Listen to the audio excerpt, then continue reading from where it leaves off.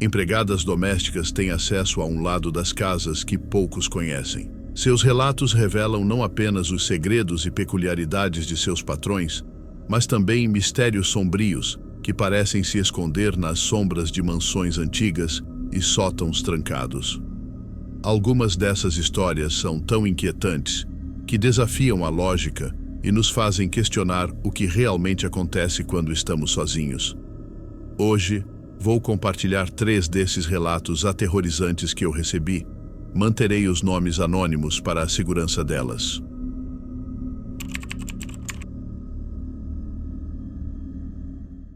Eu sempre soube que a casa da senhora Aurora escondia segredos. Desde o dia em que comecei a trabalhar como sua empregada, fui avisada. O quarto do fundo era proibido. Nunca questionei as ordens, mas a curiosidade pulsava em mim como uma chama viva. Havia algo de perturbador naquele lugar.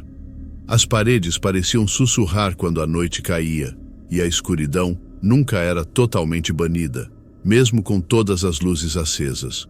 Uma mancha escura na parede do salão se tornou minha principal preocupação. Aparecera do nada, pequena, quase insignificante, mas dia após dia, crescia. Tentava limpá-la com todas as soluções possíveis. Sabão, água sanitária, vinagre. Nada funcionava. Ela reaparecia, sempre maior, mais escura, com contornos que pareciam desenhar algo ou alguém.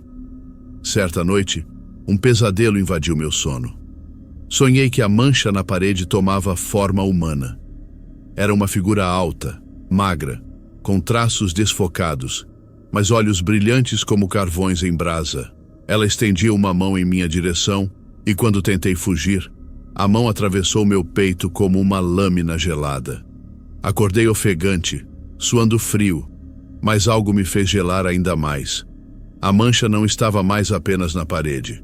Agora cobria o espelho do salão.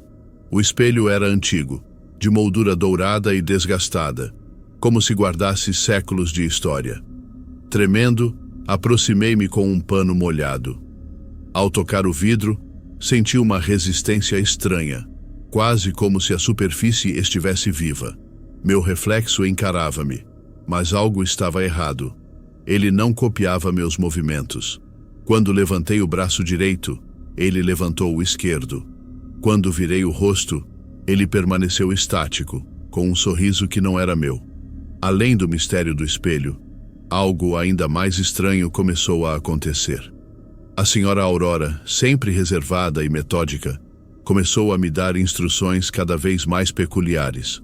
Toda noite, eu deveria preparar uma bandeja com comida e deixá-la no sótão.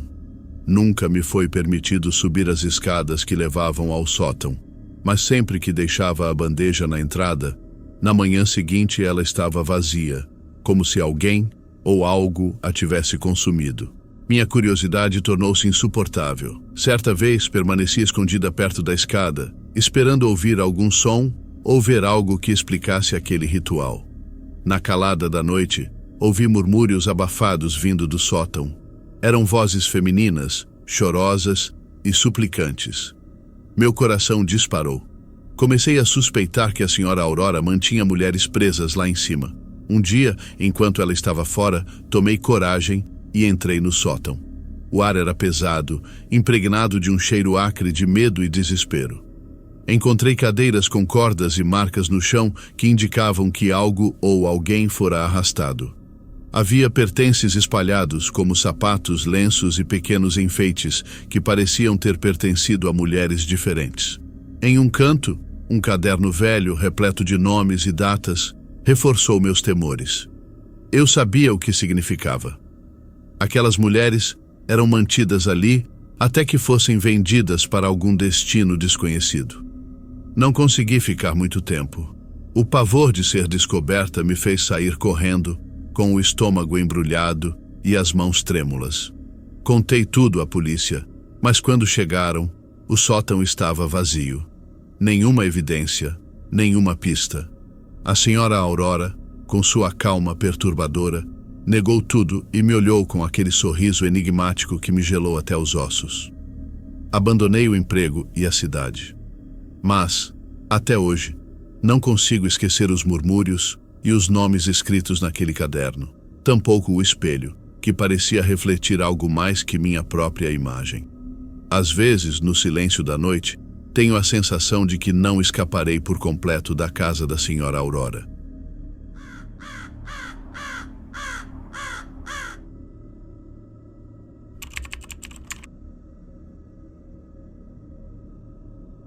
A casa de construção colonial já não me impressionava como antes. Era uma daquelas mansões imponentes com tetos altos e corredores que pareciam intermináveis.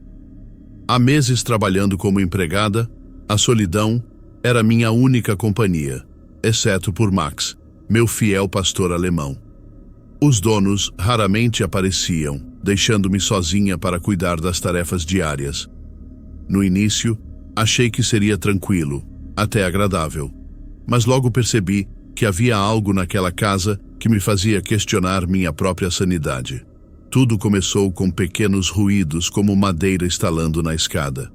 Max parecia ouvir também. Ele levantava as orelhas e ficava olhando fixamente para o nada, mas nunca latia.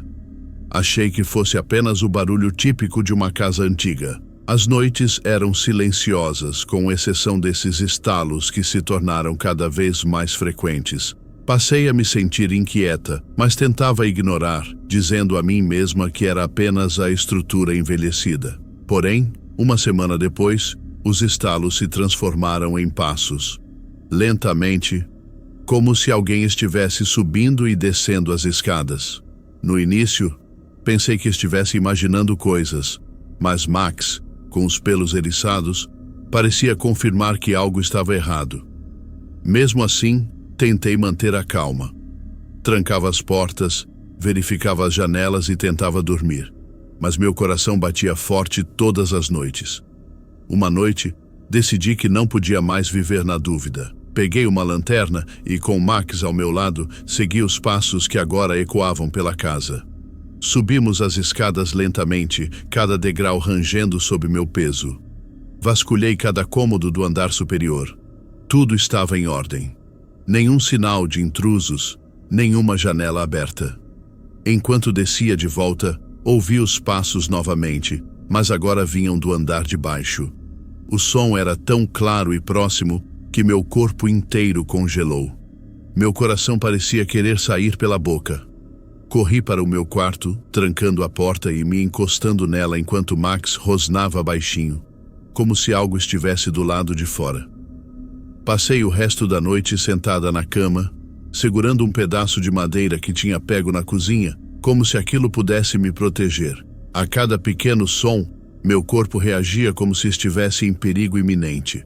Na madrugada seguinte, o terror atingiu seu auge. Estava quase adormecendo quando ouvi passos mais rápidos, quase correndo pelo corredor. Max começou a latir descontroladamente. Peguei a lanterna e abri a porta com um impulso que nem sabia que tinha. No final do corredor, vi uma sombra. Não era um vulto qualquer. Parecia uma figura humana, mas distorcida, como se não pertencesse àquele lugar. Ela se moveu lentamente, desaparecendo no topo da escada. O medo me dominou, mas ainda assim, liguei para a dona da casa. Sua resposta foi tão enigmática quanto assustadora. Ela permaneceu em silêncio por alguns segundos antes de dizer: "Essa casa tem história. Nunca imaginei que fosse verdade." Perguntei o que ela queria dizer com aquilo, mas ela apenas desconversou e desligou. No dia seguinte, tomei a decisão de ir embora. Enquanto arrumava minhas coisas, os passos começaram novamente, mas agora pareciam me seguir de cômodo em cômodo. Max estava inquieto, rosnando e olhando fixamente para as paredes como se pudesse enxergar algo que eu não via. Quando saí, senti que os passos me acompanhavam até o portão. Não olhei para trás. Mesmo longe daquela casa, algo continuava a me assombrar. À noite, em meu novo lar, às vezes ouço estalos ou sinto como se estivesse sendo observada. Max também não é mais o mesmo. Frequentemente ele encara o vazio, como se ainda estivesse em alerta. Não sei o que era aquela sombra ou por que parecia estar tão ligada àquela casa, mas sei que jamais vou esquecer o que vivi ali.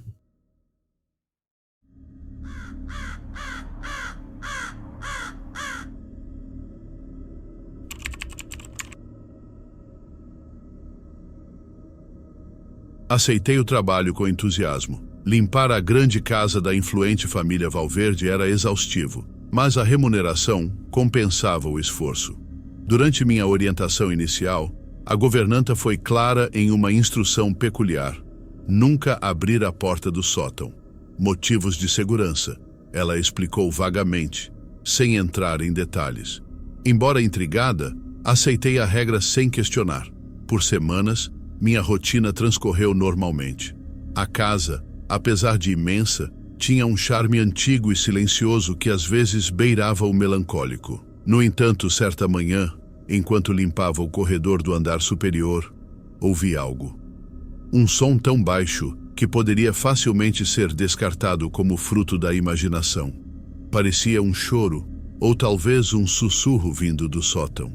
O cadeado na porta permanecia firme, como sempre, mas aquela sensação de algo errado começou a me perturbar. Com o passar dos dias, os sons se tornaram mais nítidos. Uma noite, enquanto guardava os utensílios de limpeza, ouvi claramente: "Ana, por favor." O som fraco e arrastado fez meu coração acelerar. Ninguém na casa conhecia meu nome. Os patrões raramente se dirigiam a mim diretamente. Quem poderia ser?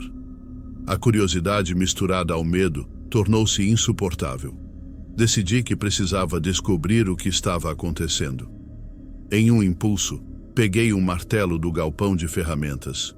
Esperei até que todos saíssem da casa para finalmente enfrentar o mistério. Com as mãos trêmulas, posicionei o martelo sobre o cadeado e, com 3 golpes fortes, consegui quebrá-lo. Abri a porta devagar, esperando encontrar algo aterrorizante, mas o sótão estava vazio. Ainda assim, um frio quase sobrenatural envolveu meu corpo, arrepiando cada centímetro de minha pele. Examinando o espaço mais de perto, avistei um baú em um dos cantos. Seu aspecto envelhecido contrastava com o restante do ambiente. Ao abri-lo, o choque me paralisou. Dentro, havia roupas manchadas de sangue e uma foto antiga. Na imagem, uma jovem sorridente me lembrava vagamente a senhora Glória Valverde. No verso, uma mensagem rabiscada dizia: "Para Ana, com amor, Marina." Confusa e assustada, guardei a foto e decidi confrontar a família. Esperei até o dia seguinte, quando a senhora Glória retornou. Mostrei a foto e mencionei os sons que havia ouvido. Inicialmente, ela tentou disfarçar, mas logo desabou em soluços. Foi então que a verdade emergiu. Marina era sua irmã mais nova, e anos atrás havia trabalhado como empregada na casa. Após uma briga acalorada com o cunhado, ela desaparecera misteriosamente. Sob pressão, o senhor Valverde confessou. Em meio à discussão, ele a empurrou acidentalmente, causando sua morte. Em pânico, esconderam o corpo e inventaram uma história para justificar seu desaparecimento. Denunciei o caso às autoridades. Ambos foram presos, e os restos mortais de Marina foram encontrados dias depois, enterrados em um terreno nos fundos da propriedade. A experiência, porém, deixou marcas profundas em mim. Durante noites seguidas, sonhei com Marina. Ela não falava, mas seu olhar transmitia gratidão. Seu sofrimento finalmente foi ouvido. Hoje, ao relembrar os acontecimentos, o frio do sótão ainda parece me envolver. Mas ao menos posso viver com a certeza de que sua história não foi esquecida.